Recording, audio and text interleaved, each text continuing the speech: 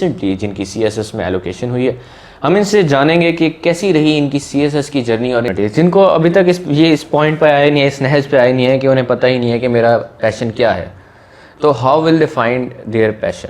CSS की तैयारी के लिए आपने किसी एकेडमी से रब्ता नहीं किया, which is something quite a different thing. Family आपको साइकोलॉजिकल सपोर्ट भी दे रही होती है, आप एक प्रोफेशनल डिग्री करके दोबारा स्टूडेंट लाइफ में गए होते हैं। क्या CSS पास करने के लिए अखबार पढ़ना ज़रूरी है? अस्सलामुअलैकुम CSS एस्पिरेंट्स, मेरा नाम है Junaid Arif and welcome to CSS unofficial. हमारे साथ इस वक्त मौजूद हैं नुमान हफीज़, जिन्होंने अभी रिसेंटली जिनकी CSS में एलोकेशन हुई है।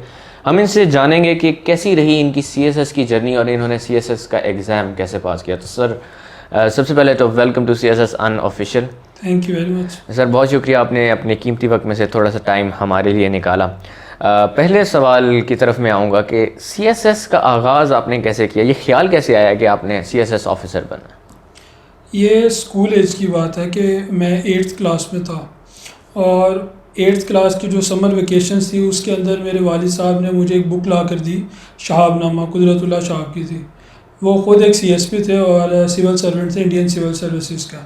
तो उनकी भी एक जो फेवरेट बुक थी उस टाइम, तो उन्होंने कहा कि आप ये पढ़ो।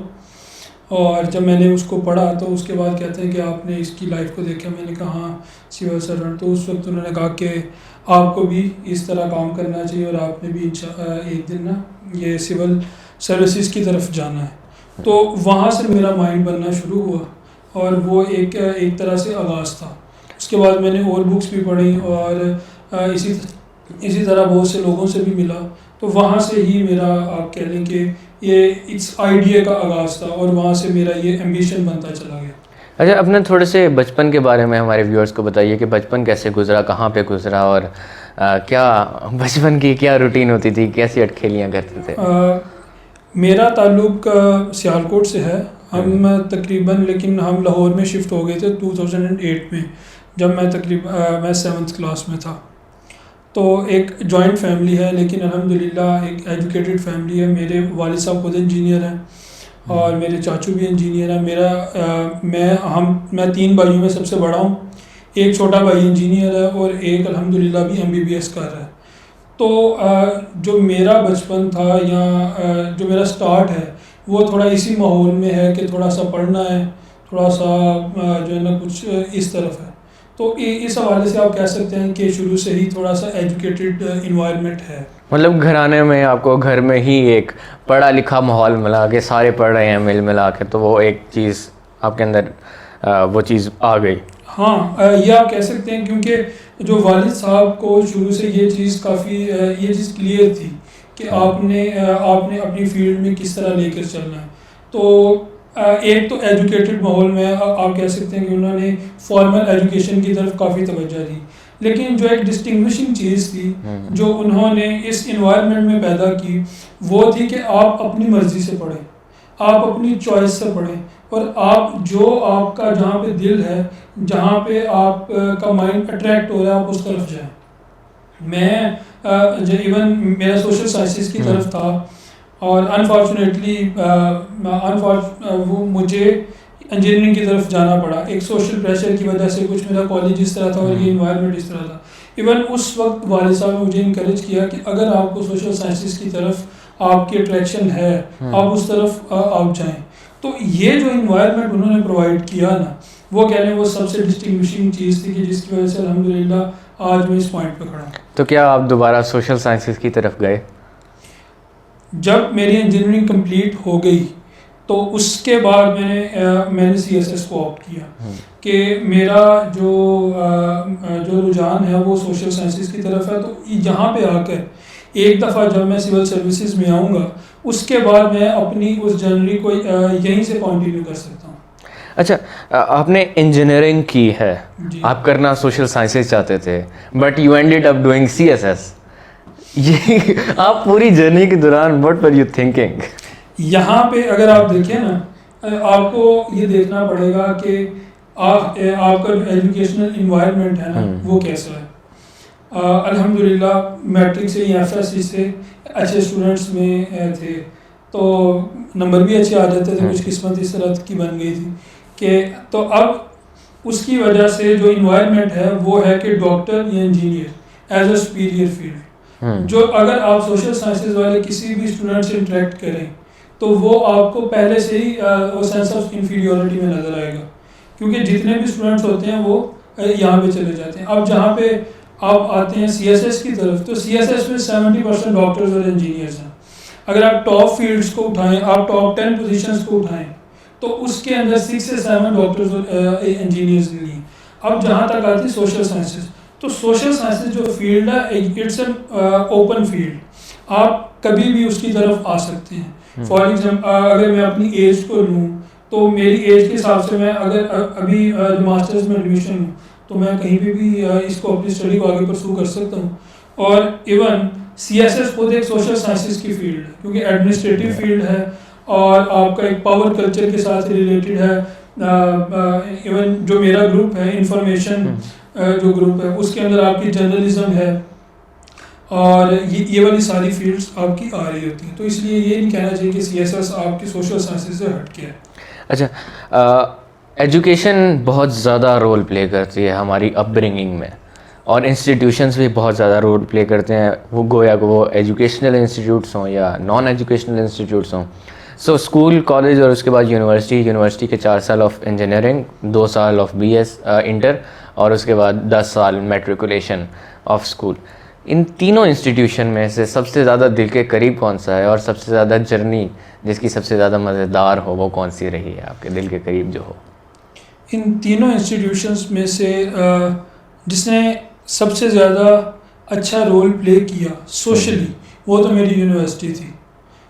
वो इस वजह से कि एक तो मैं हॉस्टल में रह रहा था और दूसरी मेरी यूनिवर्सिटी थी फेडरल लेवल, तो उसके अंदर मेरा इंटरेक्शन तमाम लोगों के साथ था, तमाम एथनिसिटीज़ के साथ था, कि मेरे साथ पंजाबीज़ भी हैं, मेरे साथ जो पख्तून भी हैं, सिंधी भी हैं, कराची उर्दू स्पीकिंग भी हैं, बलोची भी हैं। तो वो जो मेरा सोशल एक्सपीरियंस था वो सबसे अच्छा रहा। लेकिन स्कूल इसके अंदर डिस्टिंग्विशिंग इस तरह से है कि मेरे जो आज करीबी लोग हैं, जिसके अंदर मेरे मेंटोर हैं, टीचर हैं, और जो मेरे सबसे अच्छे दोस्त, वो मुझे स्कूल से मिले। तो इसलिए अगर मैं इन दोनों को कंपैरिजन करूं तो इन दोनों को मैं इक्वली रेट करूंगा। अच्छा, यूनिवर्सिटी के 4 साल आपने गुजारे, सो डू यू थिंक कि जब आप लाइक एज अ क्वेश्चन, जब आप यूनिवर्सिटी एंटर हुए, you are doing BS in engineering, ठीक है, बैचलर्स इन इंजीनियरिंग कर रहे थे, तो यूनिवर्सिटी एंटर होते ही कि आपके माइंड में था कि जब मैं बाहर निकलूँगा, डिग्री मैं कंप्लीट करूँगा तो I will do CSS? University enter होने से पहले मुझे ये क्लियर था। उसका आपको एक बताता हूँ कि हमारी यूनिवर्सिटी में जो हम है वो है पाकिस्तान एटॉमिक एनर्जी कमीशन, तो इन्हीं का एक सब्सिडरी इंस्टीट्यूशन है नेस्कॉम। अब नेस्कॉम हर साल आकर वो स्कॉलरशिप्स ऑफर करता है जो स्टूडेंट्स पढ़ रहे होते हैं, और उसके साथ फिर वो अपना एग्रीमेंट साइन करता है कि 3rd सेमेस्टर में आए हैं, उन्होंने स्कॉलरशिप ऑफ़र की है, और उसके बाद 3 साल वो स्टूडेंट स्कॉलरशिप पे पढ़ेंगे, और उसके बाद वो 5 साल अपनी डिग्री के बाद सर्व करेंगे एज अ गवर्नमेंट सर्वेंट। आप में से ये भी 17 स्केल की है, और अगर वो उनकी परमानेंट जॉब होगी, अगर वो कंटिन्यू करना चाहे तो वो कर सकते हैं। तो जब मैं 3rd सेमेस्टर में था, ऑलमोस्ट ये बात है सितंबर 2014 में मेरी डिग्री हुई, और नवंबर 2015 में मुझे ये स्कॉलरशिप ऑफ़र हुई और ये जॉब ऑफ़र हुई, जिसको मैंने अपने ये सीएसएस के प्लान को सामने रखते हुए मैंने उसको इनकार किया कि मैं ये इस बॉन्ड में, इस एग्रीमेंट में नहीं जाऊंगा। जो मेरा प्लान है वो सीएसएस की तरफ है, मैं एक दफ़ा सीएसएस में जाऊंगा और इंशाल्लाह उसको क्लियर करूंगा। अगर खुदा ना खास्ता वो मेरा प्लान उस तरह से मैं सक्सेसफुल नहीं होता, उसके बाद मैं कोई सेकंड ऑप्शन पे जाऊंगा। तो सीएसएस से इतना लगाव क्यों? 2 चीज़ें हैं। एक तो चीज़ है वालिद साहब का मेरा एक तरह से पैशन था ये, तो उन्होंने जब मुझसे इस तरह बात की इसके बारे में, तो आप कह सकते हैं मैंने उनके पैशन को अडॉप्ट कर लिया और उसको मैं अपने अंदर, वो मेरा भी पैशन बन गया। दूसरा था रीडिंग। अब शुरू में वालिद साहब ने जो मुझे रीडिंग्स दी ना, वो यहाँ CSPs की होती थी, या उनकी लाइफ की मुतालिक होती थी, या वालिद साहब की जो स्टोरीज होती थी वो भी इनकी थी। तो ये दूसरे इस इम्पैक्ट की वजह से, उस रीडिंग की वजह से भी मेरा माइंड उस तरफ होता गया कि हाँ यार, मैं अगर उन लोगों को आइडियलाइज कर रहा हूँ तो मैं फिर इस फील्ड में जाऊँगा। अच्छा, एक चीज़ क्लियर करें मुझे, आपने जिस तरह बोला कि वाले साहब ने आपको कहा कि CSS करना चाहिए, तो इसके अंदर मैं ये करेक्शन कर दूं, वालिद साहब ने मुझे कहा नहीं, उन्होंने मुझे CSS का बताया कि CSS ये है, इस तरह है, इसके अंदर जो है आपका कल्चर इस तरह बनता है, आप सर्व इस तरह करते हैं। तो उनकी उस बात को मैंने अडॉप्ट किया। तो क्या ये उनका देरीना ख्वाब था? हाँ, अगर वो मुझे इस तरह जो है वो वो कर रहे थे, और वो मुझे परसुएड कर रहे थे, मुझे कन्विंस कर रहे थे, उन्होंने कभी इम्पोज नहीं किया।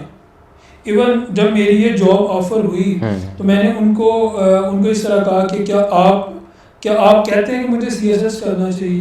कहते हैं मैं तुम्हें कहता नहीं, मैंने तुम्हें बताया है कि ये है और ये है, जैसे तुम्हारा डिसीजन है तुम खुद अपने डिसीजंस को खुद लो। सो दिस फ्रीडम, ये फ्रीडम अनफॉर्चुनेटली पाकिस्तान में बहुत कम घरानों में दिया जाता है, गो के वो मेल हो या गो के वो फीमेल हो। तो व्हाट डू यू थिंक कि क्यों ये फ्रीडम देना चाहिए, जो हमें सुन रहे हैं, जो हमें देख रहे हैं, जो हमें लोग, जो फ्यूचर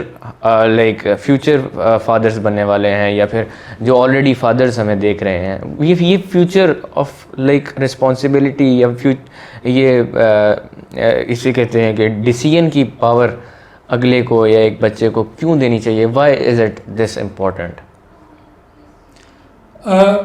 कोई भी अगर आपने काम करना है तो आप हमेशा से एक चीज़ को ज़हन में ज़रूर रखना चाहिए, वो ये है कि आप एक्सेप्शनल करें, don't be a mediocre. Mediocre से आप कहीं पे भी खड़े नहीं होते। अब अगर आपने उससे अगली स्टेज पे बेस्ट या एक्सेप्शनल की तरफ जाना है, उसके लिए एक चीज़ बड़ी ज़रूरी है, वो है पैशन, और दूसरा ऑब्स्टेकल्स को हैंडल करना और उनसे घबराना नहीं, और साइकोलॉजिकल प्रेशर नहीं लेना। ये दो चीज़ें कब आती हैं? जब आप जब आप अपने पैशन को अडॉप्ट करते हैं, जब अपनी मर्जी से खुद डिसीजन करते हैं। ये ह्यूमंस की नेचर है कि जब आप इम्पोज करेंगे तो वो उनको वो काम लगेगा। अगर वो खुद कर रहे होंगे उनको वो काम नहीं, उनको ये इंजॉयमेंट लगेगी। क्या ज़बरदस्त बात आप किसी भी जो कोई ऐसा बंदा है जिसने कोई ऐसा एक्सेप्शनल काम किया है, ये एक स्टैंडर्ड है, मैंने मेरा ख्याल एक बुक में पढ़ा था कि आप कैसे जान सकते हैं कि जो काम एक बंदा कर रहा है उसका पैशन है कि नहीं। आप उस बंदे को कहो क्या ये काम बगैर किसी बेनिफिट के तुम करोगे? अगर वो कहेगा ना यार मुझे या इससे कुछ भी नहीं मिल रहा होगा, मैं फिर भी ये काम करूँगा, क्यों? तो वो उसका पैशन है। अब ये जो पैशन है ये सेल्फ डिसीजन मेकिंग से आएगा। अगर आप इम्पोज करेंगे तो वो हमेशा वर्क रहेगा। वर्क और पैशन में ये बेसिक डिफरेंस के लिए आपको ये फ्रीडम देना बहुत ज़रूरी है। इस फ्रीडम के बगैर आप इन दोनों को इकट्ठा नहीं कर सकते। पैशन की बात हो गई, लेकिन बहुत सारे ऐसे यंगस्टर्स मौजूद हैं जिनको पता ही नहीं है, दे आर एब्सोल्युटली डायरेक्शनलेस, या they are, I will not say directionless, I will say कि वो अभी एक्सप्लोर कर रहे हैं फर्दर अपॉर्चुनिटीज़, जिनको अभी तक इस पॉइंट पे आया नहीं है, इस नहज पे आया नहीं है कि उन्हें पता ही नहीं है कि मेरा पैशन क्या है। तो how will they find their passion? इसके अंदर ये बात आपकी किसी हद तक मैं इससे एग्री करूँगा कि इतना ज़्यादा सोशल बम्बार्डमेंट होती है, इतनी ज़्यादा ओपिनियंस की बम्बार्डमेंट होती है, हम अपने आप को एक्सप्लोर ही नहीं करते। लेकिन यहाँ से मैं डिसएग्री करूँगा कि किसी को पता नहीं होता या किसी को हिंट नहीं होता। जो आजकल जो चीज़ ऐसी आ रही है जिस चीज़ को हैंडल करती है वो फियर है। हम जो कर रहे हैं कि जो हमारे जो बच्चे होते हैं उनको हम सोचने से डराते हैं, क्वेश्चन करने से डराते हैं। फॉर एग्जांपल अगर कोई बच्चा कहे कि मेरे जहन में ये आ रहा है, तो कई पेरेंट्स का जवाब होता है कि यार तुम अभी इतने बड़े हो गए हो कि सोचना शुरू कर दो। अब जब ये स्टेप 1-2 स्टेप आगे जाता है, जब वो बड़ा हो जाता है फिर भी उसके जहन में यही रिस्पॉन्स चल रहा होता है, ऑटोमेटिक रिस्पॉन्स है। तो इसके लिए मैं कहूँगा कि 2 स्टेप आप करें। एक तो ये कि हर चीज़ को क्वेश्चन करना शुरू करें, और दूसरी चीज़ है अपने आप को सोशली एक्टिव करें और अपनी ऑब्जर्वेशन बढ़ाएं, डिफरेंट लोगों से मिलें। अगर कोई कहता है ना कि यार ये मेरा पैशन है, तो आप उससे पूछें यार ये पैशन क्यों है, ये किस तरह है, और फिर जो उसके आंसर्स है ना उन्हीं क्वेश्चन के आंसर आप अपने आप से लें। तो जो यंगस्टर है जिसको ये पता नहीं लग रहा वो उस स्टेप तक पहुंच जाएगा। एग्जैक्टली यही लीड करता है मेरे नेक्स्ट क्वेश्चन की तरफ कि CSS आपका पैशन है जी। लेकिन वो आपका पैशन क्यों है? One of the main reasons, मतलब ऑब्वियसली बहुत सारी रीजंस होंगी लेकिन कोई एक ऐसी हाईलाइट ऑफ दोज रीजंस जो आप हमसे शेयर कर सकें। आइडियलाइजेशन। मैंने जो CSPs थे ना, मैंने उनको आइडियलाइज करना शुरू किया। एक चीज़ तो मैंने आपको बता दी कि जहाँ पे मैं आपको वो मैंने कुदरतुल्लाह शाह साहब की वो बुक बता दी जिसके अंदर उन्होंने अपनी सारी लाइफ स्टोरी लिखी थी कि कहाँ से वो एक जो है ना जम्मू के एक छोटे से गांव से शुरू हुए और फिर वो पाकिस्तान के जो सेक्रेटरी जनरल बने और अयूब खान साहब के प्रिंसिपल सेक्रेटरी थे। एक ये आइडियलाइजेशन थी। दूसरा, जब मैंने ब्यूरोक्रेसी को एज अ सब्जेक्ट भी पढ़ा थोड़ा सा, उसके अंदर भी मुझे पता चला कि यार ब्यूरोक्रेसी एक आपकी किसी भी स्टेट के लिए वो उसकी बैकबोन है। अगर आप ब्यूरोक्रेसी में जाते हो और उसके अंदर सर्व करते हो तो you are serving the state, और ये एक अच्छा आपका लाइफ पर्पस है। तो ये 2 चीज़ें मैं आपको कहूँगा। So how much of a patriot are you? ये एक ट्रिक क्वेश्चन मैं आपको कह सकता हूँ, लेकिन इतना पैट्रियट हूँ कि मैंने बाहर की सारी अपॉर्चुनिटीज़ को तर्क करके अपनी कंट्री में सर्व करने को इसको प्रायोरिटी दी है, क्योंकि एज एन इंजीनियर मेरा एक अच्छा इंजीनियर था और यहाँ हूँ, लेकिन और मेरे पास अपॉर्चुनिटीज़ भी काफ़ी थी, स्कॉलरशिप्स भी हैं, इवन एक जगह से तो जो यूनिवर्सिटी की तरफ से होता है उसके अंदर मेरा एडमिशन भी हो गया। तो उस सब से हट के भी मैंने पाकिस्तान में रहकर उसको सर्व करने को कहा। तो अब इसमें से आप खुद इम्प्रोवाइज़ करें मैं कितना पैट्रियोटिक हूँ। तो इस पूरी जर्नी में, इस रास्ते में अभी तक CSS बहुत क्लियर जा रहा है कि CSS ही करना है, लेकिन कोई ऐसा मोमेंट नहीं आया कि बीच में लाइक चलो ये ट्राई करके देखते हैं, like you just wonder of this कि यार इस रास्ते पे थोड़ा सा चल के देखते हैं, इस रास्ते पे थोड़ा सा दिल करते हैं, चलो ये दिल कर रहा है, ये थोड़े सा फैंसी लग रहा है। अक्सर होता है रास्ते पे चल रहे हो आई कैंडीज़ नज़र आती हैं, आपको मिठाई की दुकानें नज़र आती हैं, तो यू जस्ट वॉन्डर ऑफ इनके यार चलो थोड़ा सा टेस्ट करके देखते हैं। कभी ऐसा कोई मौका आया हो? 6 साल हैं, मैंने आपको कहा नहीं, unfortunately I am an engineer, तो इससे तो फर्क आपको पता लेकिन लग जाएगा बैचलर्स की ना। डिग्री तो चाहिए थी ना? बैचलर्स की डिग्री चाहिए, लेकिन मैंने कहा ना कि सोशल साइंस की डिग्री चाहिए, लेकिन मैंने इंजीनियरिंग की डिग्री की। तो आप कह रहे हैं ना कि वो चीज़ ट्राई करके देखते हैं, वो 6 साल थे मैंने FSC की और बाद में इंजीनियरिंग की, ये 6 साल इसी चक्कर में मैंने निकाले हैं। तो आप वो खाते ही गए वो वाली मिठाई। So do you regret this decision? Sometimes मुझे लगता है कि अगर मैं ये 6 साल अपने उसको जैसे आप जो बात कर रहे थे कि जो हमारे यंगस्टर्स हैं वो क्यों अपने पैशन को डिस्कवर नहीं करते, और जो डिस्कवर करते हैं वो उस तरफ जाते नहीं हैं, तो ये वो है फियर। और फियर मैंने कहाँ से देखा, क्योंकि मेरे अंदर वो फियर था जब मैंने मैट्रिक किया। तो उस फियर को आप कह रहे हैं, उस वजह से मैंने अपने ये 6 साल निकाले। अब मुझे ये फील होता है कि अगर मैं अपनी जो मेरी पसंद की डिग्री थी जिसके अंदर पॉलिटिकल साइंस है, हिस्ट्री है, अगर इवन जर्नलिज्म है, एडमिनिस्ट्रेशन है, उसके अंदर करता तो मैं ज़्यादा इस चीज़ को एंजॉय करता। लेकिन आप कह सकते हैं यहाँ एक फेट क्या नहीं, यहाँ there is everything good in nature's decision. Yes, exactly. Life never happens according to your plans. Exactly. So, CSS का आगाज़, जब तैयारी का स्पेसिफिकली आगाज़ करना शुरू किया, सब्जेक्ट्स की चॉइस का एक बड़ा डिसीजन हमारे सामने होता है कि हमने कौन से सब्जेक्ट्स चूज़ करने हैं, किस इंस्टीट्यूट के पास जाना है, या किस मेंटोर के पास जाना है. So how puzzling was that time period for you? Fortunately and I am thankful to God for this कि मुझे इस मामले में ज़्यादा कंफ्यूज नहीं होना पड़ा. 2008 में जैसे मैंने आपको बताया मैं पंजाब स्कूल मैंने ज्वाइन किया. 2008 से 2012 तक मैंने मैट्रिक अपना वहाँ से किया और वहाँ पे मेरे टीचर थे एजाज साहब और उनके साथ मैं इन कांटेक्ट रहा तब से. और फॉर्चुनेटली ये कि जब मैंने CSS की प्रिपरेशन स्टार्ट की या मैंने जब उसका सोचा, ये था मेरी यूनिवर्सिटी का लास्ट ईयर 2017 और उसका समर था. मैं सर एजाज से मिला तो सर एजाज भी उस वक्त किप्स में CSS को पढ़ा रहे थे.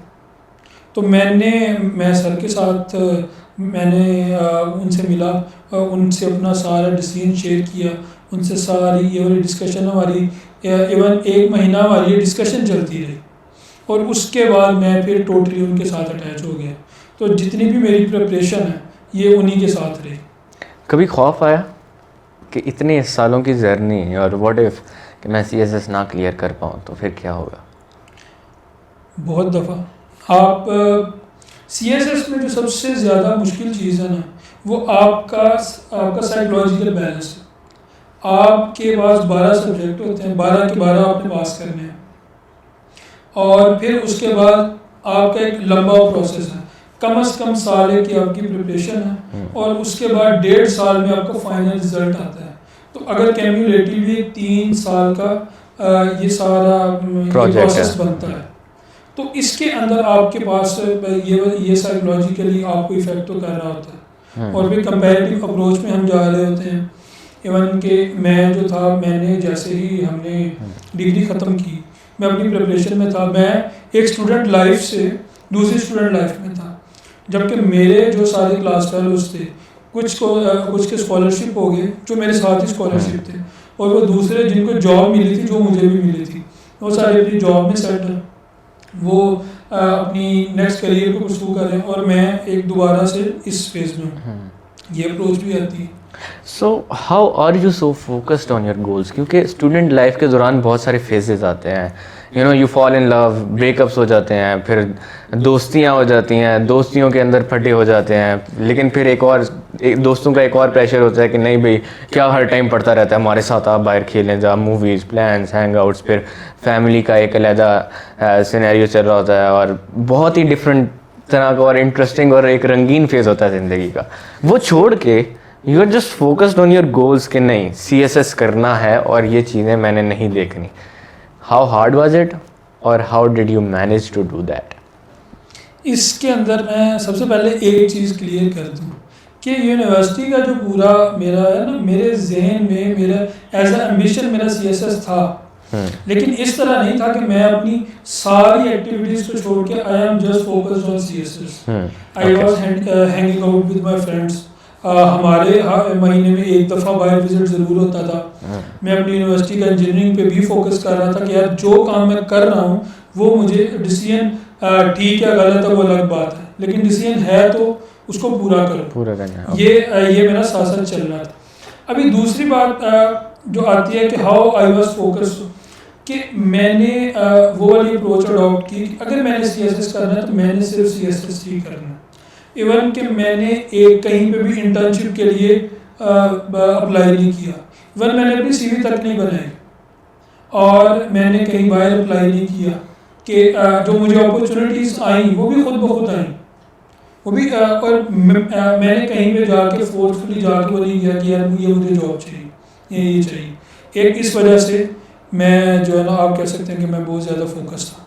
दूसरी वजह मेरे ये मेंटोर थे, सर के साथ मेरा रेगुलर कनेक्शन था क्योंकि हमारे अभी अगर आज मैं 2020 में देखूं तो हमारे इस ताल्लुक़ को तकरीबन 12 इयर्स प्लस हो चुके हैं. तो उनका बड़ा इम्पैक्ट रहा. वो बल्कि खुद पूछ लेते थे और उनको खुद पता ही लग जाता था कि यार ये क्या जो है ना प्लान चल रहा है या क्या इसके जहन में चीज़ें चल रही हैं. तो उन्होंने उस तरफ कहीं पे भी जाने नहीं दिया. ये दोस्तियाँ मतलब ये वाली चीज़ें वो उस टाइम से पहले ही रोक लेते थे. अच्छा, इस माशरे में specially when we are looking in like we are living in 2020 और सोशल मीडिया का दौर है, तो मेंटोर्स का इतना ज़्यादा रोल स्पेशली अमंग यंगस्टर्स, हमें नहीं आइडिया कि एक मेंटोर क्या होता है, एक मेंटोर आपकी ज़िंदगी को कैसे अफेक्ट कर सकता है। ऑफ कोर्स टीचर्स डे आते हैं, फादर्स डे आते हैं, there are people who influence us, लेकिन एक स्पेसिफिक जो मेंटोर है, क्योंकि ये चीज़ कैरी करती है बैक इन लाइक मुग़लों के दौर में या पुराने ज़माने की चीज़, जब आप किसी इंसान के पास, किसी बुज़ुर्ग के पास, किसी बड़े के पास बैठते थे, सीखते थे। Even back in our old days जब लाइक हमारे पेरेंट्स होते थे, तब भी वो बुज़ुर्गों के पास बैठते थे, एक महफिल लगती थी, बैठ के बातें सुनते थे। इन 2020 द न्यू फेज़ कि मेंटोरिंग जो है, एक मेंटोर 2020 में भी आपकी ज़िंदगी में किस तरह पॉजिटिवली इफ़ेक्ट कर सकता है या किस तरह इफ़ेक्ट कर सकता है, हाउ डू यू से इट। और स्पेशली जब यंगस्टर्स को पता ही नहीं है, आइडिया ही नहीं है कि लाइक देयर की ज़िंदगी में मेंटोर्स कितने ज़रूरी और अहम हो सकते हैं। मैं आपकी बात को, सबसे पहले जो आपका थीसिस है ना, मैं उसी को कॉन्ट्राडिक्ट करूँगा कि आज के दौर में ही तो मेंटोर्स की सबसे ज़्यादा अहमियत है। आज का जो सोशल मीडिया की जितनी कनेक्टिविटी है, क्रॉस फिजिकल कनेक्टिविटी जिसे आप कह सकते हैं, सॉफ्टवेयर कनेक्टिविटी, वो आज से पहले कभी भी नहीं थी। तो इस कनेक्टिविटी के दौर में हमारा फिजिकल कनेक्शन बहुत कम हो गया। यहीं पे मेंटोर की सबसे ज़्यादा जो उसका रोल आता है, वो आपको उस कनेक्शन में आकर, वो उस आपके साथ उस ताल्लुक में आकर आपको वो सारी सपोर्ट प्रोवाइड करता है जो कि आपको अपने इन्वायरमेंट से चाहिए होती है। वो आपके गिर्द वो इन्वायरमेंट बना रहा होता है।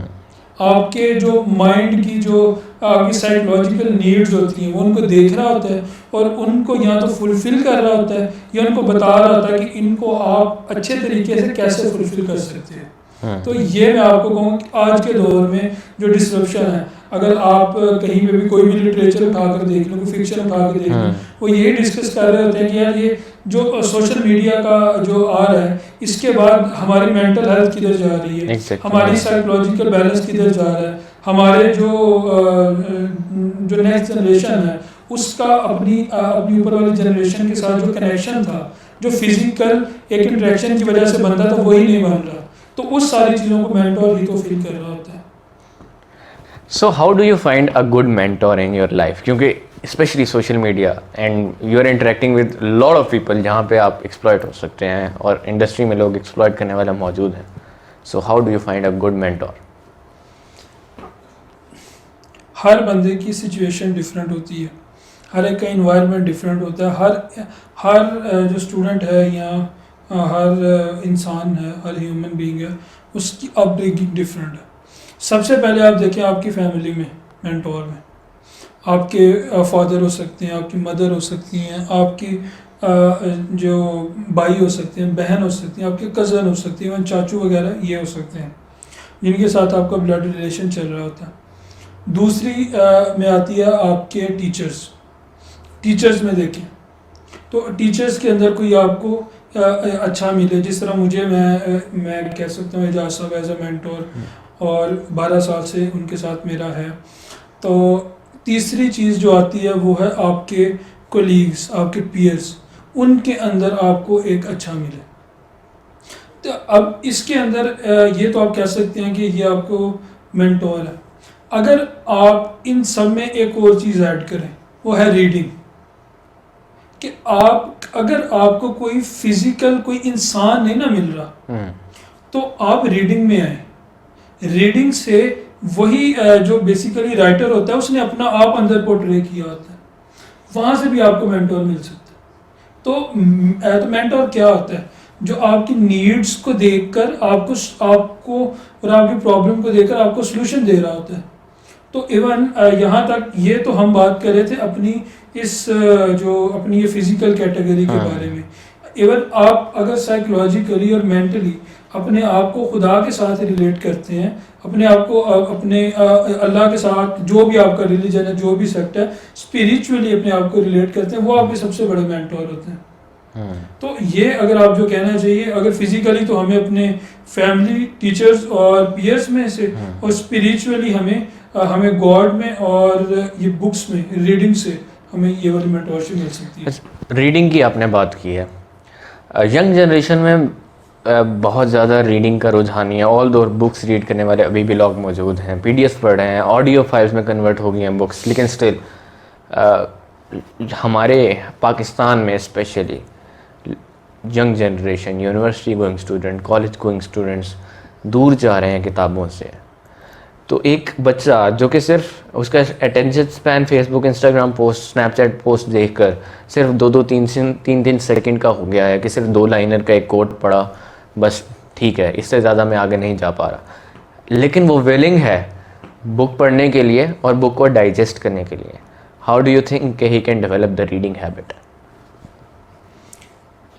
रीडिंग हैबिट एक जो हैबिट्स होती हैं, कोई भी रीडिंग हैबिट तो एक तरफ, कोई भी हैबिट आपको डेवलप करते हुए टाइम लगता है। It's not the matter of minutes और even days and even months, आपको ईयर्स भी लग जाते हैं आपको डेवलप करने के लिए। तो इसको सबसे पहले तो मैं कहूँगा इसकी जिम्मेदारी हमारे एजुकेशनल इंस्टीट्यूशंस और पेरेंट्स पे है।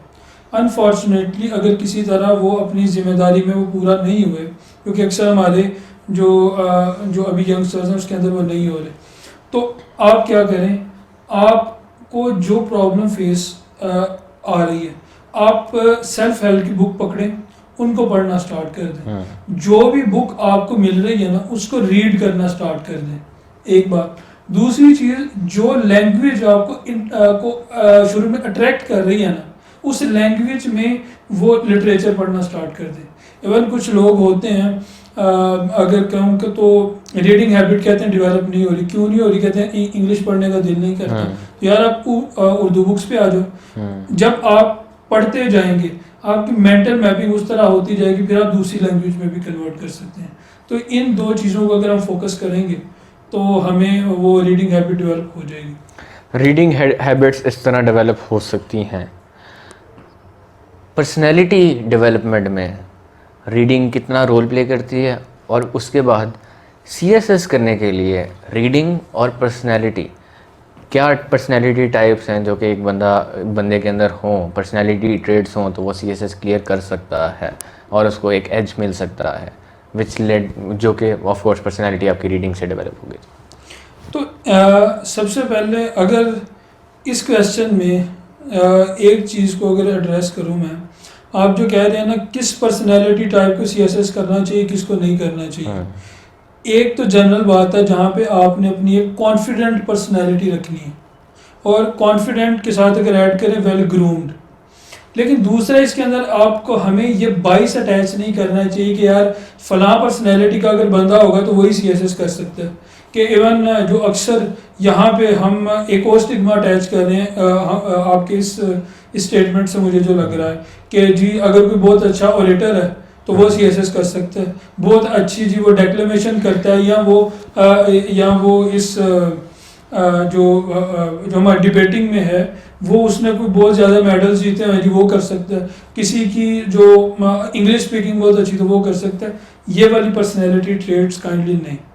जो चीज़ हमने डेवलप करनी है वो है आपको लाइफ में जाने के लिए आगे चाहिए वेल ग्रूम्ड, कि आप देखें कि जिस सोसाइटी में आप रह रहे हैं उस सोसाइटी की डिमांड्स क्या हैं, और उस डिमांड्स के मुताबिक आप अपनी पर्सनैलिटी को डेवलप करो। और दूसरी है कि कॉन्फिडेंट, आपको अपने ऊपर ट्रस्ट होना चाहिए कि यार जो मैं कर रहा हूँ वो बेहतर है, और फिर आप अपने आप को क्वेश्चन करते रहें कि यार इसके अंदर मैं इम्प्रूवमेंट कैसे ला सकता हूँ। तो अगर आपने ये डेवलप कर ली तो सीएसएस आपके लिए मुश्किल नहीं है। Let me rephrase my question once again. एक बच्चा है, एक लड़का है, एक यंग बॉय है या गर्ल है, और वो जानना चाह रहा है कि एक सीएसएस की जॉब के लिए क्या रिक्वायरमेंट्स होती हैं। स्पेशली हर जॉब्स के लिए एक रिक्वायरमेंट होती है, एक स्किल सेट रिक्वायर्ड होता है। तो एक सीएसएस के लिए अगर उसने अर्ली स्टार्ट लेना है, कोई स्कूल के बच्चे भी हमें सुन रहे होंगे, इंटर के लड़के लड़कियां भी हमें सुन रहे होंगे, तो अगर वो शुरू से ही सीएसएस की वो स्किल्स अपने साथ अडॉप्ट करना चाहते हैं, उनको गेन करना चाहते हैं, तो वो कौन सी ऐसी स्किल सेट्स हैं जो वो गेन करेंगे और उनको वो सीएसएस में हेल्प कर सकती है फर्दर डू? अगर इसके अंदर सबसे पहली बात है डिसीजन मेकिंग पावर। आप कोई भी चीज़ देखें, आप अपने डिसीजंस को खुद लें। आप पहले गलत डिसीजन लेंगे, गलत से होते होते आप ठीक पे चले जाएंगे। दूसरी चीज़ है प्रॉब्लम सॉल्विंग अप्रोच। अगर आपने कोई स्किल सेट डेवलप करना है ना, तो एज ए सीएसपी आपके पास डेली प्रॉब्लम्स आ रही हैं, आपने उन प्रॉब्लम्स का सोल्यूशन देना, सोल्यूशन इम्प्लीमेंट करके आपने उसके साथ ही अगली प्रॉब्लम को अडॉप्ट करना है। तो जो भी जो हमें सुन रहे हैं, जो यंगस्टर्स हैं, उनको चाहिए कि अगर आप वो अपनी सोसाइटी में कोई भी प्रॉब्लम देखें तो सबसे पहले ये सोचें कि यार अगर मैं इसको सॉल्व करना चाहूँ तो मैं अभी इस पॉइंट पे इसको कैसे सॉल्व कर सकता हूँ, और अगर मैं बाद में डिसीजन मेकिंग पावर्स हैं मेरे पास, फिर मैं इसको किस तरह सॉल्व कर सकता हूँ। इवन आप जा रहे हैं, आप ट्रैवल कर रहे हैं, आपकी ट्रैफिक की प्रॉब्लम है, तो आप ये सोचें कि मैं इसको ट्रैफिक की प्रॉब्लम को किस तरह सॉल्व कर सकता हूँ। आप किसी इंस्टीट्यूट में पढ़ें, इंस्टीट्यूट में कोई प्रॉब्लम आ गई, इवन स्टूडेंट अफेयर्स की कोई प्रॉब्लम आई, तो आप उसके अंदर अपना रोल प्ले करेंगे, यार इस प्रॉब्लम को सॉल्व मैं किस तरह करूँ। तो ये दो चीज़ें आपने डेवलप करनी है, एक जो है ना आपकी डिसीजन मेकिंग पावर, दूसरी प्रॉब्लम सॉल्विंग अप्रोच। सीएसएस की तैयारी के लिए आपने किसी एकेडमी से रब्ता नहीं किया, which is something quite a different thing. मतलब ठीक है, सीएसएस के लोगों ने एग्ज़ाम पास किए हैं सेल्फ स्टडी करके, बट एक बहुत ही जेनेरिक स्टिग्मा इन्वॉल्व है कि you have to work really hard और आपको अकेडमीज़ की सपोर्ट चाहिए, and there are hundreds of academies offering CSS preparation. तो why didn't you opted, why didn't you go for that? मैंने एकेडमी ज्वाइन की क्योंकि सर एकेडमी पढ़ा रहे थे, तो मैंने वही एकेडमी ज्वाइन कर ली 2017 में, जब मेरा समर चल रहा था यूनिवर्सिटी के समर में, जो आपका एनुअल समर। ठीक है। तो उस एकेडमी में मैंने ये देखा कि एकेडमी वाले करवा क्या रहे हैं, कि वो आपकी प्रिपरेशन कहाँ तक करवाते हैं और किस तरह कर सकते हैं। उसमें से मुझे एक्सपीरियंस हो गया कि यार एकेडमी का ये कल्चर है, ये यहाँ तक करवाते हैं, ये यहाँ तक नहीं। मतलब एक्सपीरियंस रहा है मेरा एक्सपीरियंस एकेडमी का वो रहा है। लेकिन जब मैंने फॉर्मली फुल फ्लैज इसकी तैयार की जुलाई 2018 में, उस वक्त मैं सिर्फ अपने मेंटोर के साथ अटैच था। वो मुझे रीडिंग मटेरियल देते थे, मैं उस रीडिंग मटेरियल को पढ़ता था और उसके बाद उनको टेस्ट देता था। ये एक है। हाँ, मैंने दूसरी एकेडमी जो ज्वाइन की वो भी इस तरह, मैंने अपने टीचर को ज्वाइन किया, हमूद रांझा साहब को, इंग्लिश के लिए, कि जो इंग्लिश के जो सब्जेक्ट्स हैं उनकी उनकी प्रिपरेशन के लिए, इंग्लिश खास तौर पे इंग्लिश कंपोजिशन की प्रिपरेशन के लिए मैंने उनको ज्वाइन किया, और उन्होंने मुझे इंग्लिश में जो है ना अच्छा गाइड किया। तो ये दो लोग थे और उस एकेडमी को मैंने ज़रूर ज्वाइन किया। सर, इस पूरी सीएसएस की जर्नी के दौरान वो कौन सी ऐसी शख्सियात थी, वो कौन से ऐसे लोग थे जिन्होंने आपकी सक्सेस में पार्ट प्ले किया? अगर इसके अंदर बहुत सारे लोग हैं, अगर मैं सबको इंडिविजुअली क्रेडिट देना चाहूँ तो मैं उनको दे नहीं पाऊँगा, मैं उन सब के साथ आप कह लें जस्टिस नहीं कर सकता। अगर मैं रैंक करूँ तो सबसे पहले तो मेरी फैमिली है, इसके अंदर मेरे फादर हैं, मदर हैं, उन्होंने बहुत ज़्यादा मुझे सपोर्ट किया। उसके बाद मेरे मेंटोर हैं, सर एजाज साहब हैं ख़ास तौर पे, और बाकी भी जो टीचर्स हैं उन सब ने मुझे बहुत ज़्यादा किया। उसके बाद मेरे भाई हैं, उन्होंने मुझे बहुत ज़्यादा साइकोलॉजिकल सपोर्ट दी। इवन जो मुझसे छोटा है फैज़ान है, मैं जब भी परेशान होता था इस तरह से, तो वो उस वक्त यूनिवर्सिटी में था, तो मैं उसको कॉल करता था और उसके साथ बात करता था। फिर सबसे छोटा जो, इवन उसने मुझे बहुत ज़्यादा सपोर्ट किया। अगर आप देखें, वो पेपर्स के 9 दिन थे, उस 9 दिनों में वो मुझे वहाँ पे ड्रॉप भी करता था, वहीं पे वेट करता था और मुझे लेकर भी आता था। तो इसके बाद मेरी जो एक्सटेंडेड फैमिली है, मेरे फ्रेंड्स हैं, इन सब ने जो इनकरेजमेंट मुझे दी, तो I think I am blessed because of all this people. CSS की पूरी जर्नी में फैमिली का रोल कितना इम्पोर्टेंट होता है? ऑफ कोर्स हमारे पास फादर्स देख रहे होंगे, मदर्स देख रही होंगी, पेरेंट्स देख रहे होंगे कि जो अपने बच्चों को सीएसएस करवाना चाहते होंगे, तो एक फैमिली का एनवायरनमेंट कितना इम्पोर्टेंट होता है? फैमिली की सपोर्ट के बगैर सीएसएस करना आपके लिए बहुत मुश्किल हो जाएगा।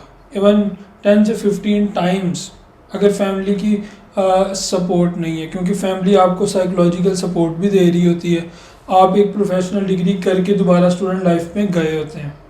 दूसरी बात, फैमिली आपको एक फाइनेंशियली भी सपोर्ट कर रही होती है। और उसके बाद जो आपकी आपकी जितनी भी इस प्रिपरेशन के दौरान आपकी नीड्स हैं वो सारी फैमिली आपको प्रोवाइड कर रही होती है। तो अगर उनकी इंकरेजमेंट नहीं है, उनकी मर्ज़ी नहीं है और वो आपके उस पैशन को अपना पैशन समझ के आपको सपोर्ट नहीं कर रहे, तो CSS नहीं होगा। मेरी नज़र में अगर मैं एक स्वीपिंग स्टेटमेंट देना चाहूँ तो CSS नहीं होगा फैमिली की सपोर्ट के बगैर। इस पूरे सिनेरियो के दरमियान जब आप कॉन्स्टेंटली हार्ड वर्क कर रहे हैं, ट्राई कर रहे हैं, बहुत सारे लोगों ने आपका सपोर्ट किया है, लेकिन बहुत सारे ऐसे लोग भी होंगे जिन्होंने आपको डिस्करेज किया होगा। कुछ ऐसी स्टोरीज़ जो आप शेयर करना चाहें कि आपके साथ लोगों ने डिस्करेज करने की कोशिश की हो? डिस्करेजमेंट तो बहुत ज़्यादा थी अगर मैं कहूँ, लेकिन अब मैं वो स्टोरीज शेयर नहीं करूँगा, क्योंकि इवन अगर कुछ लोगों ने डिस्करेज किया भी था तो उन्होंने भी एट द एंड मुझे सपोर्ट ही किया। क्योंकि एक अप्रोच मैंने रखी थी और ये मेरे मेंटोर की तरफ से थी और मेरे फादर की तरफ से थी कि भाई आपको जो बंदा डिस्करेज करता है और नेगेटिव साइड की तरफ लेकर जाता है ना, तो there must be a negative list. वो आपकी उस नेगेटिव लिस्ट में चले जाएंगे, उसके बाद कभी आप उनसे इंटरेक्ट नहीं करेंगे उस हवाले से। तो ये इस अप्रोच की वजह से जो आहिस्ता आहिस्ता जब मैं इस फेज़ में आया कि जहाँ पे वो मुझे बहुत डिस्करेज करके मेरे रिजल्ट को इम्पेक्ट कर सकते थे, तो at that point all those people were in that negative list. Interesting, very interesting approach. अब ये CSS की तैयारी की शुरुआत में आते हैं। सब्जेक्ट्स चूज़ करने का आपने बताया कि एक मंथ का पीरियड था जब आप डिस्कस कर रहे थे कि आपने सब्जेक्ट्स कौन से चूज़ करने हैं। अच्छा, इंग्लिश की अगर बात करें तो बहुत ज़्यादा लोगों को मसाइल दरपेश होते हैं कि अंग्रेज़ी का एग्ज़ाम नहीं पास होता क्योंकि हम बहुत ज़्यादा इंग्लिश से यूज़ टू नहीं है। इवन दो कि शहरों में अंग्रेज़ी बोली जाती है, लेकिन देहातों से लोग आते हैं, बैकवर्ड एरिया से लोग आते हैं जो पढ़ने आते हैं, लेकिन उनकी बहुत ज़्यादा ज़ुबान पे अंग्रेज़ी नहीं चढ़ी होती। बट उनको CSS पास करने के लिए अंग्रेज़ी बहुत अहम है, बहुत ज़रूरी है, इंतहाई ज़रूरी है। तो आपकी इस हवाले से क्या मुश्किलात थी, आपने उसको कैसे ओवरकम किया, और क्या आप एडवाइस देना चाहेंगे लोगों को? मुश्किलात तो इसके अंदर थी, क्योंकि जब मैं उर्दू से इंग्लिश लिटरेचर पे शिफ्ट हुआ तो मुझे काफ़ी ज़्यादा इसके अंदर वो फेस करना पड़ा। और मेरा बैकग्राउंड भी कोई इस हवाले से यही था कि मेरा इंग्लिश पढ़ी थी, लेकिन जो CSS की रिक्वायरमेंट है उस रिक्वायरमेंट पे नहीं थी, और मेरी इंग्लिश रीडिंग भी नहीं थी यूनिवर्सिटी लेवल तक। अब जो तो CSS की प्रिपरेशन जिन्होंने फ्यूचर में करने का प्लान है, उनको मेरी ये एडवाइस होगी कि वो ज़्यादा से ज़्यादा इंग्लिश रीड करना शुरू करें, इंग्लिश सुनना शुरू करें और फोकस करें रीडिंग पे। और जो CSS प्रिपरेशन कर रहे हैं उनके लिए मेरी ये एडवाइस होगी कि वो इसको कोई टास्क ना समझें, इसको अपने ऊपर सवार ना करें, बल्कि अपने आप को उसकी जो बेसिक्स हैं वहाँ भी ठीक करें, और जो आपके थॉट्स हैं वो उन बेसिक्स के अंदर रहकर एक्सप्रेस करना शुरू कर दें। आपकी इंग्लिश बेहतर होती हुई जाएगी आहिस्ता आहिस्ता। आपने किसी को एम्यूलेट नहीं करना, कि आपने किसी को कॉपी करने की कोशिश नहीं करनी, क्योंकि कुछ स्टूडेंट्स ऐसे होते हैं जिनकी क्रिएटिव राइटिंग बहुत स्ट्रांग होती है, उनकी वोकैब बहुत स्ट्रांग होती है, इंग्लिश और कुछ का बैकग्राउंड इंग्लिश लिटरेचर का होता है, और स्टूडेंट्स ये समझ रहे होते हैं कि अगर इस लेवल पे मेरी अंग्रेज़ी या इंग्लिश नहीं जाएगी, इवन राइटिंग या स्पीकिंग जो भी, तो मैं CSS क्लियर नहीं कर पाऊँगा। ये अप्रोच गलत है। आप अपनी थॉट्स को देखें और देखें क्या आप जो लिखना चाह रहे हैं वो लिख रहे हैं उन बेसिक्स को देख के, तो इट्स ओके। कोई ऐसा सब्जेक्ट होता है जो पसंद नहीं आता और उसमें बहुत ज़्यादा दिलचस्पी नहीं होती, लेकिन जाहिर है CSS करना है तो पढ़ना पड़ेगा, क्लियर करना पड़ेगा। अब उस सब्जेक्ट को क्लियर करने के लिए क्या किया जाए? उससे दोस्ती कीजिए।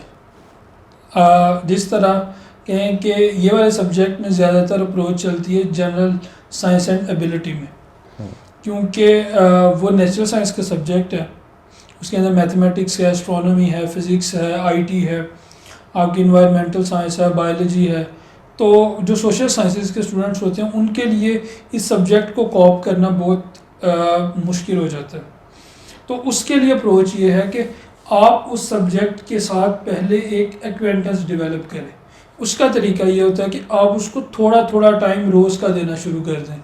अगर जिस तरह सोशल साइंसेज के स्टूडेंट्स हैं अभी वो जीएसए तैयार नहीं कर रहे, तो आप उसके यूट्यूब के ऊपर जो एस्ट्रोनॉमी है ना, एस्ट्रोनॉमी के वो इंट्रोडक्शन देखें, व्हाई इट इज़ नेसेसरी, तो आपका उसके अंदर इंटरेस्ट डेवलप होगा। तो जैसे ही इंटरेस्ट डेवलप होगा आपको उस सब्जेक्ट को तैयार करने का वो आप बहुत अच्छा तैयार कर लेंगे और बहुत इजी होता चला जाएगा। क्या सीएसएस पास करने के लिए अखबार पढ़ना ज़रूरी है? बिल्कुल भी नहीं, रेगुलरली अखबार पढ़ना ज़रूरी नहीं है। अब इसके अंदर अखबार पढ़ने की बहुत ज़्यादा अप्रोचेस हैं, इनको समझना ज़रूरी है। एक ये है कि आप अखबार पढ़ें जी, जिस तरह स्टूडेंट्स का होता है कि वो डॉन पकड़ा, अब डॉन के जो रोज़ाना की 30-40 पेजेस हैं, अगर आप पूरा पढ़ते हैं ना, पूरी डॉन पढ़ते हैं, तो आपको कम से कम 2 से 2.5 घंटे चाहिए। अभी जब स्टूडेंट नया नया सीएसएस में आया तो उसको पता नहीं होता कि कौन सी जो न्यूज़ है वो उसके लिए यूज़फुल है, कौन सी न्यूज़ उसके लिए यूज़फुल नहीं है। वहाँ पे उसको अखबार बिल्कुल नहीं पढ़नी चाहिए। उसके बाद क्या है कि आप पहले अपना सिलेबस कवर करें। सिलेबस कवर करने के बाद आपके पास इस तरह के टूल्स आ जाते हैं कि आप खुद एनालाइज कर सकते हैं, आप न्यूज़ रिपोर्ट को एनालाइज कर सकते हैं। तो वहाँ पे जाकर आप उन न्यूज़ रिपोर्ट्स को पढ़ें। अगर आपको एक एग्जांपल दूं कि एक न्यूज़ आई है जी, रशियन आर्मी और पाकिस्तान आर्मी वो जॉइंट एक्सरसाइजेस कर रही हैं, ये न्यूज़ है। इसको एनालाइज कौन करेगा? जिसको पता है कि यार इंटरनेशनल रिलेशंस में इस टाइम पाकिस्तान और रशिया के रिलेशंस में क्या चल रहा है, ये आपका रशिया और चाइना में क्या चल रहा है, पाकिस्तान और चाइना में क्या चल रहा है, यूएसए और रशिया में क्या चल रहा है, और इसी तरह साउथ एशिया की जियोपॉलिटिक्स में क्या चल रहा है, आपकी शंघाई कोऑपरेशन ऑर्गेनाइजेशन में क्या चल रहा है। जिसको इन सब का नॉलेज है ना, वो फिर इस न्यूज़ को इन सब के साथ रिलेट करेगा और उसको एनालाइज करेगा, कॉन्टेक्स्ट समझ कॉन्टेक्स्ट वो इन सारी चीज़ों का। और सीएसएस में आपको एनालिसिस चाहिए होता है। आपके पास आपको न्यूज़ रिपोर्ट्स नहीं चाहिए होती कि आप बस कर दें और उसको आप जो लिखते जाएं कि ये भी हो गया वो भी हो गया। तो इस हवाले अगर आपके पास ये टूल्स नहीं है और आप अखबार इस तरह पढ़ें तो आपको नहीं पढ़नी चाहिए। और जो पढ़ रहे हैं उनका भी आगे अखबार पे, न्यूज़पेपर पे आपके आधे घंटे से ज़्यादा टाइम नहीं लगना चाहिए। और अगर न्यूज़पेपर जिन्होंने पढ़नी है वो टॉपिक टू टॉपिक पढ़ें। कि अगर पाकिस्तान अफेयर का टॉपिक है नेशनल इंटीग्रेशन, तो नेशनल इंटीग्रेशन में जाके देखें कि इसके हवाले से आपके पास कौन कौन से न्यूज़ आर्टिकल्स हैं, रिपोर्ट्स हैं जो आपके रेलेवेंट इंस्टीट्यूशंस बनते हैं, जिस तरह काउंसिल ऑफ कॉमन इंटरेस्ट है, ministry of inter religious harmony है, फिर आपका बलूचिस्तान की इश्यूज चल रहे हैं, सिंध के, आप उनके रिलेटेड फिर उसके बाद उस टॉपिक से न्यूज़ पढ़ें, बजाय इसके कि आप अपने आप को डाइवर्सिफाई करते चले जाएं। अच्छा, करंट अफेयर्स का आपने एग्ज़ाम पास किया और करंट अफेयर्स में भी बहुत ज़्यादा बच्चों को मुश्किलात का सामना दरपेश होता है, क्योंकि उसमें क्रैमिंग और रट्टे का एक अंसर मौजूद होता है कि आपने नाम याद करने हैं, वज़ीर आज़म के नाम याद करने हैं, बड़े आज़म के नाम याद करने हैं, उसके बाद किनाल्स के और एटसेट्रा एटसेट्रा, एक बहुत ही ड्राई चीज़ समझी जाती है। तो क्या स्ट्रेटजी थी आपकी इस स्पेसिफिक सब्जेक्ट से रिलेटेड? ये बेसिकली है जनरल नॉलेज का सब्जेक्ट, क्योंकि जो आप बात कर रहे हैं। अच्छा। लेकिन जो करंट अफेयर है ना, जो सीएसएस के हवाले से आता है, वो आता है आपका एनालिसिस, कि आप कितना एनालिसिस करंट सिचुएशन का कर रहे हैं और आप इसका एनालिसिस करने के साथ साथ फ्यूचर प्रोजेक्शन कितना दे सकते हैं। तो ये वाली चीज़ें जब आपकी जा रही हैं तो आपने बेसिकली जो आपको सिलेबस दिया गया है, सिलेबस आउटलाइन दी गई है, आपने उनको कवर करना है और उसके रेलेवेंट जो आपकी थीरीज हैं, जो आपकी थियोरेटिकल अप्रोचेस हैं, उनको कवर करना है। ये जो आप बात कर रहे हैं ना, ये एज अ करोलरी के तौर पर साथ साथ कवर होती हुई आती हैं। फॉर एग्जांपल अगर आप यूएस और यूरोप के रिलेशंस को स्टडी कर रहे हैं तो आपको पता तो लग रहा है ना कि यार कि उसके अंदर क्या क्या, क्या यूरोप किधर है, यहाँ यूएसए किधर है, उसकी जियोग्राफी क्या है, जिस तरह आप बात कर रहे थे। इसके बाद अगर आप जब उनके इन रिलेशंस को स्टडी करेंगे तो आपको साथ स्टेटमेंट्स तो आ रही होंगी कि यूके के जो प्राइम मिनिस्टर्स ने ये स्टेटमेंट दी, जो आपके जो प्रेसिडेंट है यूएसए के, उन्होंने ये स्टेटमेंट दी। तो ये आपकी चीज़ें साथ साथ कवर हो रही होती हैं। तीसरा पॉइंट, इसके अंदर आप you don't FPSC does not require you to be a Google कि आपको हर छोटी छोटी चीज़ का पता होना चाहिए।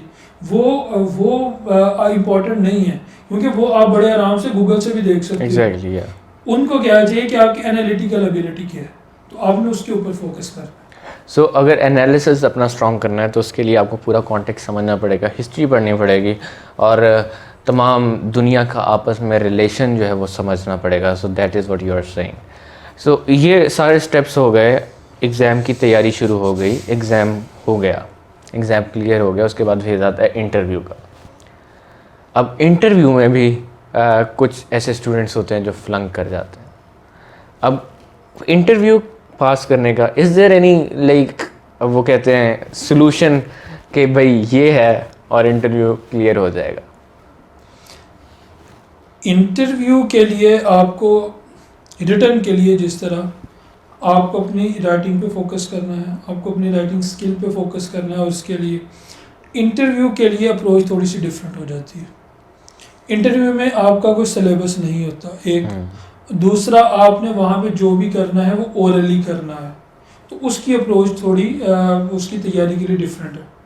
इसमें सबसे पहली बात ये आती है कि यहाँ पे आप अपने आप को उस तरह आपको प्रेजेंट करना आना चाहिए जिस तरह के उनकी रिक्वायरमेंट है, जिसके अंदर पहली चीज़ आपकी ड्रेसिंग वगैरह आती है। दूसरी चीज़ ये है कि आप ओरली अपने आर्गूमेंट्स को, जो आप कहना चाहते हैं, जो आपके माइंड में है, वो आपको प्रेजेंट करने की आपके पास कैपेबिलिटी हो, आपकी वो स्किल हो। पहले हम बात कर रहे थे जो आप सोच रहे हो वो आप पेपर पे लिखो, यहाँ पे हम बात कर रहे हैं जो आप सोच रहे हैं वो किसी को बताएं।